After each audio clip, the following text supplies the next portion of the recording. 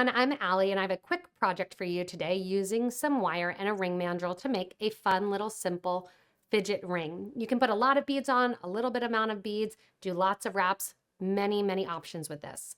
Go ahead and click below the video if you need some beading wire or some beads to create. Hit that show more button in the description of the video and we'll get links back to our site. Gather up your materials and your tools and let's get started. So to build my fidget ring, I'm going to be using 22 gauge wire. You can use 22, 24, you can use 20. The higher the number, the thinner the wire. I would go the whole way to 18, but that's going to limit you with the size beads that you can put on. The idea of this fidget ring is that the beads are going to move along the wire here, and a smaller bead is preferred for that. That's also why I'm using the 22 gauge wire, so I can get these nice faceted gemstones onto the wire. I've cut about 20 inches of wire because I'm going to do a couple more wraps than this original one, which was 4. I've cut with a wire cutter and I also have a needle nose plier here for that. After going through and measuring and getting that cut with my ruler, I have put beads onto my wire. Now the beads are pretty much free floating on the wire, and all I'm going to do so they don't fall off the very end is just take my plier here and just turn over that little end. This will eventually get cut off, so it doesn't really matter that it's turned over.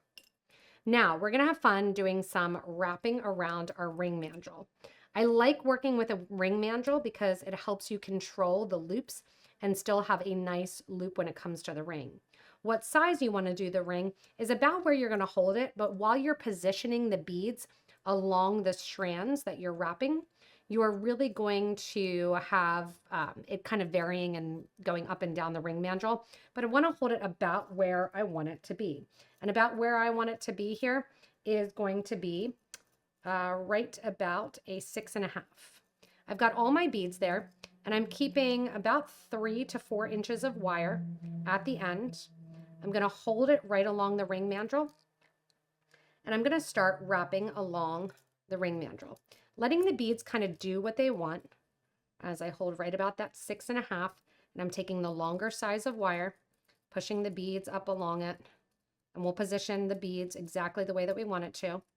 I am going up the ring mandrel with my wire. So I'm going up the ring mandrel, making sure that the wires do not cross over one another. I'm going to continue going up the ring mandrel here, which obviously is going to make those beads a little bit smaller along that ring mandrel. And I know my beads, as I'm looking at them and kind of positioning them, they need to go to the right because my wire is going up. So I'm going to push those beads towards the top and towards up, keeping some on the strands as they are and some along the top here. I want to get all my beads to the front of the design, so I'm just going to kind of push them away from the back there and push them all up towards the front. Now you can look and see where they're concentrated. So I know I have a lot concentrated on that first row. I'm going to take them and kind of shift them up along the design, away from the back, up to the second row. Then the second row is going to get a little crowded. I'll separate some of those, put them up towards the third row, fourth row, and so on. After I've moved my beads a little bit along it, I'm going to once again kind of establish that back. And I've wrapped 1, 2, 3, 4, 5, 6 times along the project. I'm going to look here and see if my beads are about where I want them to be. And they are. I'm going to pull my wire and I'm going to wrap around so I have one empty wire at the top and one empty wire along the bottom here. Once I have those empty wires in place, you can see I have a lot of extra wire. I've always preferred to cut extra than to have not enough, because then you're going to have to start over. From here, moving it up the design then, I'm going to take all of my beads, move them towards the front, and along the back of the project, kind of flipping over towards the back there, I'm going to take my 2 wires, and this is where it becomes stabilized. I'm going to take these 2 wires right along the back, and I'm going to cross them. So the bottom one is going to go towards the top one towards the bottom, and I am going to nicely spin those together one time to create basically a wire knot.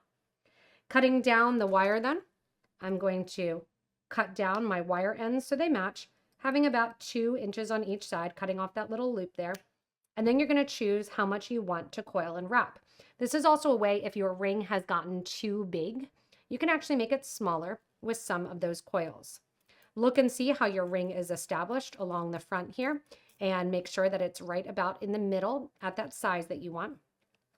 You're going to take it off the ring mandrel, pinching those lines together with the knot on the top. The wire that is closest to the right-hand side is going to go through the middle of those beads and start to coil and wrap on the right side. The wire that's closer to the left is going to go to the left of that knot. So I'm going to do 2 coils here with the right one. And then I'm going to go to the left side, making sure that my loops are still established. And we're going to do 1 and 2 coils on the left side.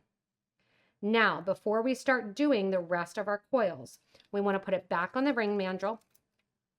This time I'm putting the beads kind of towards the back, going in, pushing it down, making sure it's still at that 6.5.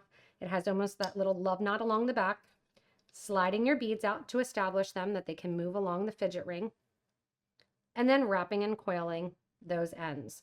I like to do this using my pliers, bringing it through the middle and coiling along the section. Now, as we get down to this fine work here of coiling, it will affect the size of your ring because the coils add it or make it a little bit tinier. You don't have to do a ton of coils. It's up to you. I'm going to coil this one side, kind of leaving it towards the back there.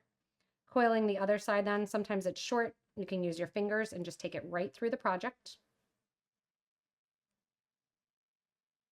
This is a great way to use up some beads as well.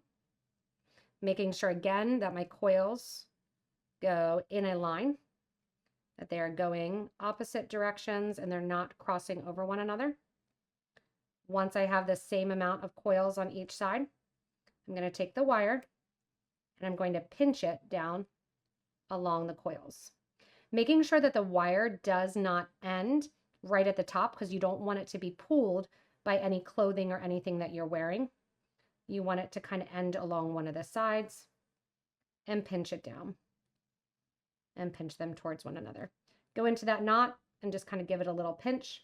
That'll push that love knot kind of down towards the base, and that finishes up your fun little fidget ring.